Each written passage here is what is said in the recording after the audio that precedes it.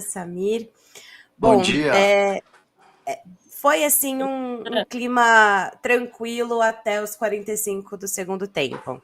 Como vocês podem ver as imagens aí, ontem a gente chegou ali por volta das 3 horas da tarde, então os torcedores estavam afastados, havia um bloqueio policial.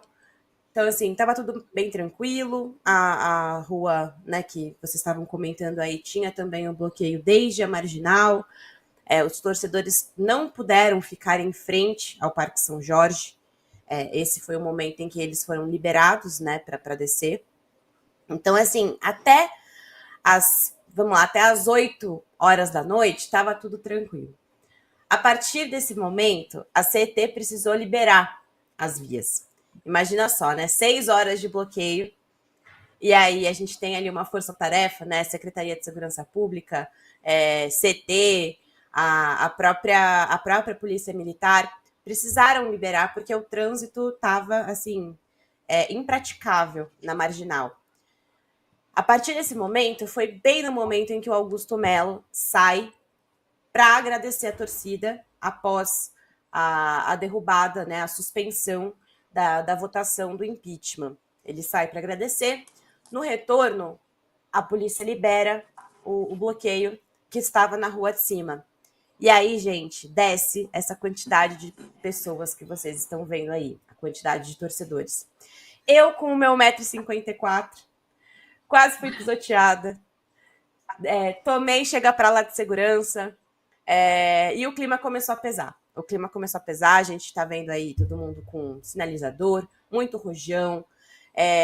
Obviamente, o pessoal estava bebendo, né? Passou a tarde bebendo, a gente tinha ali os ambulantes durante toda a tarde fazendo o seu serviço, né? Porque o brasileiro tem que aproveitar mesmo essas reuniões aí para poder vender um pouquinho mais.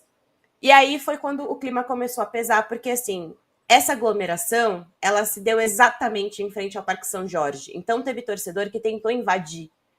Quando eles descem essa rua aí, como vocês podem perceber, eles descem a rua e eles tentam invadir a entrada do Parque São Jorge. E aí o choque reage, porque a gente está falando de polícia militar e a gente está falando do choque. O choque estava lá para fazer essa segurança. Então foi ali um princípio de confusão.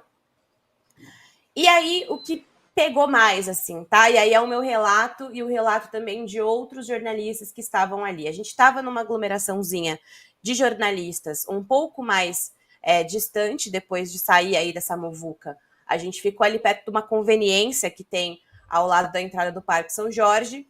E aí os rojões começaram a ser atirados. Eu não sei se deliberadamente para os nossos lados, mas em direção ao chão. Então, nós fomos atingidos mesmo. Teve gente que foi atingido na perna, teve gente que ficou surdo de um ouvido, teve que ir para o hospital depois, o pé machucado, rolou isso. E aí, nesse tumulto todo, inclusive na hora da correria, eu tomei uma cotovelada na boca do estômago. Foi bastante tenso ali, os minutos após essa liberação dos torcedores. Então, a gente teve, durante o dia, certa tranquilidade com os bloqueios, e mesmo com essa vitória parcial do Augusto Melo, após a situação, a gente acabou sofrendo um pouquinho por lá. Nossa, Lívia, que absurdo esse seu relato. Eu não sabia que tinha sido assim o final, né, da manifestação. Triste, hein, PVC? Terrível. Ali, o que eu estou entendendo é assim, bom, enfim, não tem importância a questão geográfica ali das ruas. A questão é a violência. E tem gente ali com o rosto tampado, quer dizer, o voto é secreto e o torcedor que se manifesta também. Olha lá. Parece que o Klux Klan. As imagens são bem impressionantes depois, no final, né? E aí a gente viu alguns bonecos também, Lívia. Quem que tava quem eram as caras impressas nos bonecos? Olha, Domi, eu até anotei aqui os que eu consegui fazer essa identificação, porque eram vários bonecos, né? E eles queimaram boa parte desses bonecos. Eu vi Roberto de Andrade, eu vi Tuma, eu vi... Eu ia só falar, o Augusto tá aqui no meio, né, com a camisa da democracia. Isso. Isso, esse mesmo. E aí sou eu tentando me aproximar com a câmera e tal. Aí eu usei o meu tripé mesmo para conseguir captar essas imagens. E foi assim foi um pouco tenso esse momento que a gente passou ali, porque é muito empurra-empurra. E o problema mesmo foi a hora que ele voltou para o Parque São Jorge. Nesse momento ele estava indo, então a gente conseguiu acompanhar ali. Na descida, a CET libera o bloqueio. E aí desce toda a torcida junto. Então foi bastante complicado ali. Desculpa, Deixa eu eu te só. interrompi quando você estava falando das imagens, né, dos bonecos. Perdão. Então, Roberto de Andrade, Tuma, Rubão, Andrés, Duílio, eu consegui identificar bastante assim desses ex-dirigentes e presidentes do Corinthians. Hernan, bom dia, tá me ouvindo? Sempre ouvindo, sempre na escuta. Bom dia. Bom dia. Você tinha se manifestado que seria uma boa opção para o Corinthians não mudar agora, né? Não fazer nenhuma medida drástica como um impeachment, para preservar a reta final do campeonato, que ainda tem muita coisa em jogo, né? Tem jogo do Corinthians hoje valendo vaga na Libertadores contra o Bahia. Você acha que no final essa foi a melhor opção, nem acontecer a votação? Não só é uma sensação, como é algo que vem de dentro do Corinthians, por exemplo, eu conversando com algumas pessoas, estou até olhando aqui de lado aqui, que estou exatamente conversando sobre isso com algumas pessoas lá do CT. Ontem eu conversei muito com gente que teve no Parque São Jorge, mas que teve no CT mais cedo. E que agora pela manhã também estiveram lá no CT, e que ontem estavam à noite no Parque São Jorge, se revezando ali e tal. Há um mundo completamente diferente, que é o mundo do CT. É o mundo do CT blindado pelo Fabinho Soldado, que é um mundo completamente diferente do que se vive pólvora, cotovelada, bomba, polícia e tudo mais, e impeachment no Parque São Jorge.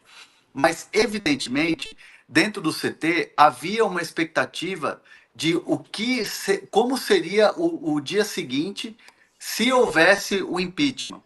Por quê? Porque todo mundo iria pedir demissão, né? A diretoria toda do Corinthians, né? Quem hoje trabalha na gestão, iria sair. Vinícius Cascone, toda a direção, todo mundo que trabalha na gestão iria sair. Fred Luz, enfim. O Fabinho Soldado, necessariamente, não, não iria sair pelo cargo, né? Ele é um funcionário do Corinthians. Ele é o executivo de futebol, ele é remunerado. Mas nos bastidores do Corinthians, o que a gente mais ouvia ontem era Fabinho, por ser um cara de confiança do Augusto Melo, não deve permanecer se o Augusto Melo for empichado. Então havia essa situação que, se tomasse essa decisão Fabinho Soldado, né, no caso de impeachment, poderia dar uma bagunçada no ambiente aí sim. Porque se a coisa bate no Fabinho Soldado, bate nos jogadores. Porque os jogadores e a comissão técnica estão ligados diretamente, é quase que uma ligação umbilical com o Fabinho Soldado, que se reporta diretamente à gestão, ao Augusto Melo. Então havia essa expectativa, havia esse temor em relação ao que tomaria de decisão o Fabinho Soldado. Então adiar a votação da maneira que foi, e teve toda essa do Augusto Melo, que não tem o envolvimento do CT, dessa vez não tem o envolvimento do CT, é a gestão, é Augusto Melo, é a política do Corinthians com a questão da oposição, com a questão do pedido de impeachment, com os conselheiros. Já não tem mais nada a ver com o time, com o elenco, com comissão técnica. Agora o time vai mais tranquilo, totalmente concentrado. O Ramon Dias vai botar time titular hoje para jogar contra o Bahia. É o último jogo diante da Fiel. É um jogo que vale classificação para Libertadores. Então, assim, todo mundo hoje vai para a Arena mais aliviado. E o Augusto Melo, evidentemente, vai chegar hoje na Arena, no pré-jogo, e vai ser saudado e ovacionado pela torcida e vai capitalizar em cima disso. Vai postar nas redes sociais, vai cumprimentar a torcida, vai para o meio do povo. Então é uma situação que criou, além de tudo, um alívio interno no Corinthians para o jogo de hoje à noite. O PVC, e é isso, né? Tem jogo, tem vaga valendo na Libertadores. Quem que você acha que fica fora? Qual é o seu voto na nossa enquete? Meu voto é Cruzeiro fora. Mas tem um jogo para jogar, né? Nenhum corintiano vai torcer pro Palmeiras amanhã. Agora, hoje, matematicamente, o Bahia pode se garantir. Porque se o Bahia vencer, ele fica com 2 vitórias a mais que o Corinthians, vai faltar um jogo só. É engraçado que o Rogério jogou como técnico. O Rogério Ceni visitou Itaquera 9 vezes e perdeu 4, empatou 4 e só ganhou 1. Só que a 1 que ele ganhou foi a maior goleada da história. Foi o 5-1 do ano passado do Bahia em cima do Corinthians na 35ª rodada, na véspera da eleição do Augusto Melo. Hoje é o dia seguinte da permanência do Augusto Melo. Daquela vez foi a véspera da eleição do Augusto Melo. Se o Corinthians vencer e o Cruzeiro perder amanhã, o Corinthians também garante matematicamente a vaga na Libertadores nesta rodada, mas não hoje à noite, porque o Cruzeiro tem 49 pontos, 1 a menos do que o Corinthians. Se o Cruzeiro ganhar do Palmeiras, o Cruzeiro ainda decide na última rodada. A gente está vendo agora aí. Oi, Samir. Só para trazer uma informação, tá? Que é importante. Tá confirmado, o Conselho Deliberativo do Corinthians vai entrar com recurso, tá? Em relação à liminar de ontem, a decisão, né, que foi tomada aí pela desembargadora. Então agora está confirmado, a gente já pode trazer isso para o torcedor corintiano. Teremos cenas dos próximos capítulos. O Conselho Deliberativo do Corinthians vai recorrer, e quando recorrer, claro, né, enfim, vai tentar marcar uma nova reunião para votar o impeachment de Augusto Melo. Mas aí você, Lívia e Samir, é possível dizer, se houver, vai virar uma guerra de liminar e contra-liminar, e caça-liminar, e sobe-liminar, enfim. Mas, por exemplo, se o Conselho Deliberativo caça a liminar do Augusto Melo, é possível marcar reunião para o dia seguinte, para o mesmo dia? A Lívia está fazendo assim. Sim, PVC. Um ponto importantíssimo até que a gente tem que trazer aqui, que são esses detalhes mais técnicos, né? E mastigar esses detalhes para o torcedor comum, né? O que aconteceu ontem foi que a reunião foi suspensa. Ela não foi cancelada, ela não foi, tirada, acho que, de pauta, né? Então, assim, a situação é, se essa liminar cair, no dia seguinte, os conselheiros já podem se reunir novamente e retomar de onde eles pararam. No caso do boa noite, né? Que foi exatamente ali no boa noite que ela foi suspensa. Então, isso não tem problema nenhum de ser retomada, e a votação também. Inclusive, antes mesmo da votação do orçamento do ano, né, da temporada, que vai ser na próxima segunda-feira, dia 9 de dezembro. Olívia, ontem... Em outras palavras, a liminar suspendeu o boa noite, especialmente dos repórteres agredidos depois com rojões. Ontem eu estava falando com um conselheiro também, ele disse que o Augusto, né, ele acabou dando... É claro que é um conselheiro que apoia o Augusto, que foi tipo não sei se podemos dizer uma jogada de mestre, né? Isso já é exagero, mas o fato da pressão que estava ocorrendo externa fez com que o Tuma, né, mudasse a reunião de quinta para segunda-feira. E essa pessoa me disse o seguinte: com isso, o Augusto foi ganhando tempo para, né, entrar na justiça e tentar suspender a reunião, porque se a reunião acontece na quinta-feira, como estava marcada de início, né? Eu lembrei dessa informação por causa da pergunta aí do PVC para se pode ficar remarcando a reunião, enfim, você tem que ter alguns dias de antecedência. A reunião estava marcada para quinta, não era para ontem. Então houve a mudança. Nessa mudança aí, o Augusto ganhou tempo, era tudo que ele queria. E aí ele conseguiu realmente, tanto que ele foi tentando, né? Teve uma negada e conseguiu depois na segunda, mas se a reunião acontece na quinta-feira, talvez já tinha a gente já podia estar seguindo aí com outros capítulos da história, né?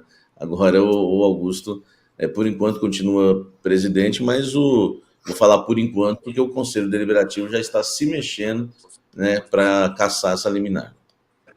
E aí, provavelmente, a gente vai ver essa reunião acontecendo só depois que acabar o campeonato, né? Ou não acontecendo.